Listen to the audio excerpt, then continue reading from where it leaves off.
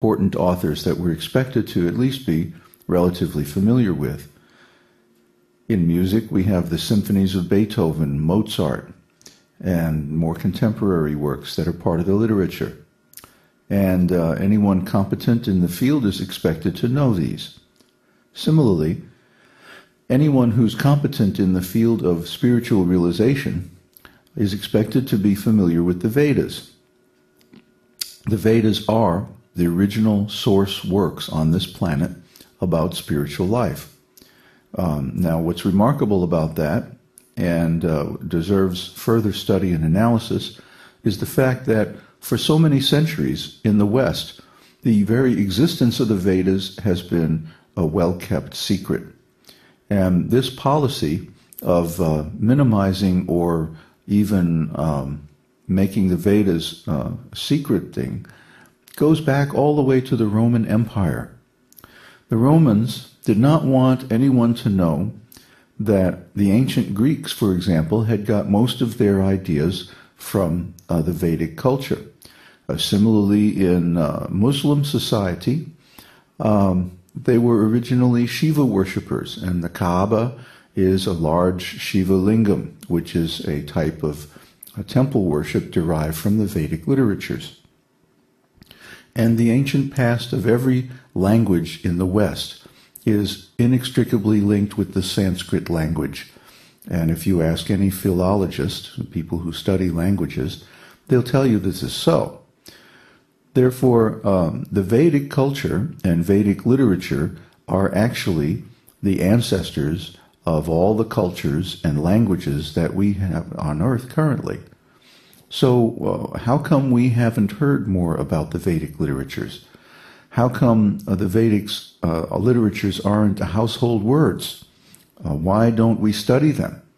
We study the Bible, we study other ancient works of sacred lore. Why don't we study the Vedas? And the answer is, it has been a government policy since the time of the Romans to keep them secret, so that the average person does not even know of their existence. And that is why we don't study the Vedas in school today. If you ask anything about the history or religion of the Indian subcontinent, we're told it's Hinduism. But wait a minute, Hinduism is a recent invention. It was made by the British during their occupation of the Indian subcontinent. It's a compromise among a whole bunch of different incompatible spiritual paths designed to confuse, confound, and ultimately defeat anyone who tries to research the subject and make the Vedic culture look silly in the process. Well, Hinduism is not the original Vedic culture. Hinduism is something invented by politicians, so no wonder it doesn't work.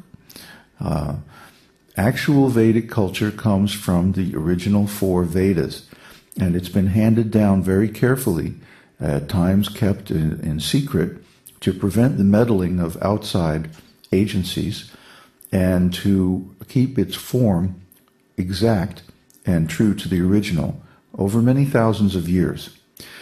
So we should understand that the Vedic literatures are very important because they're actually the foundation of all the major cultures in the world today.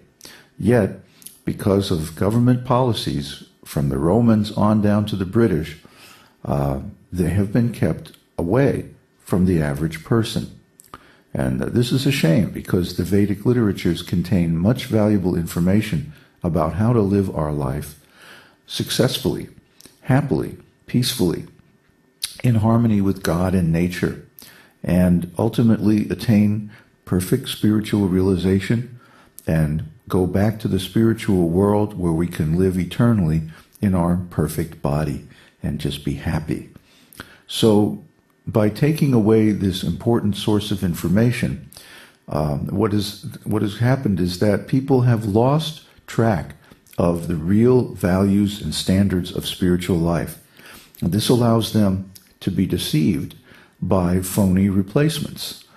Just like if you didn't know what a real car was, and then somebody could sell you, a red wagon and claim that it was a car. And, well, why do I have to push?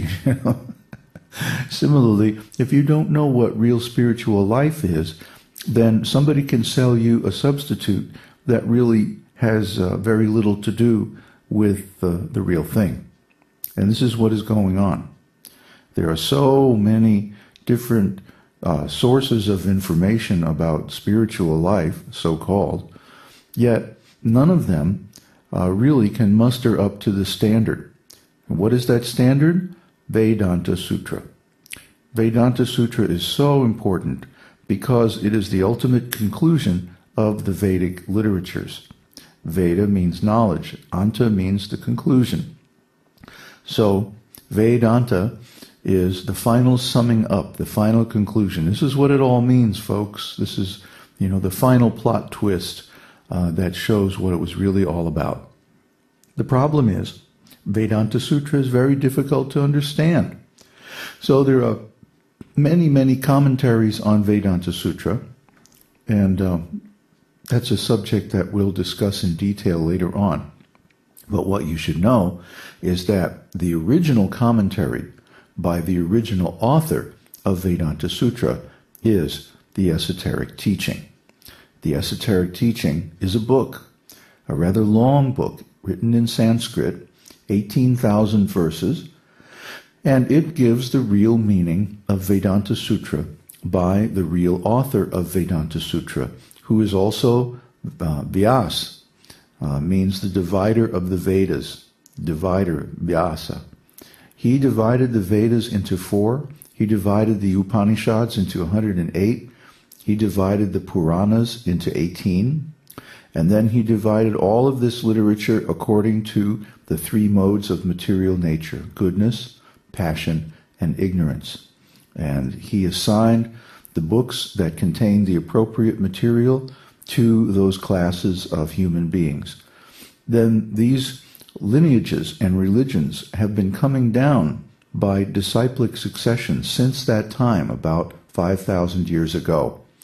However, Western history does not acknowledge these original sources of world culture, and instead chooses to present some fabrication for political reasons. So we don't care very much for politics.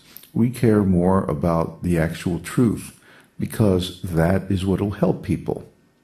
And our goal is to help people as we have been helped. Our spiritual master came to the West in 1965 and translated these important literatures into English in an authorized way for the first time, without any political bias, nothing left out, nothing changed, all complete and wide open, laid out for our inspection. So those people who are intelligent and who want to attain the absolute truth and know what is really going on in life should take shelter of the Vedic literatures, and especially the Esoteric Teaching, which explains the entire broad landscape of spiritual life in a very concise and practical way.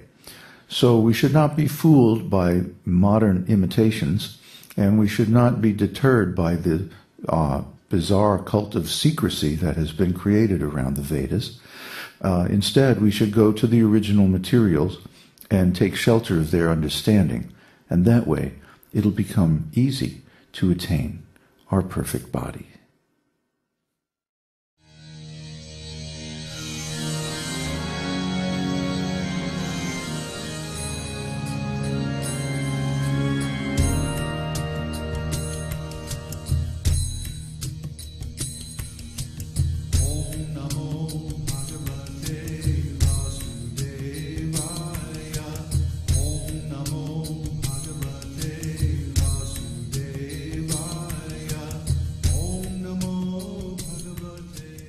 We hope you've enjoyed this edition of My Perfect Body.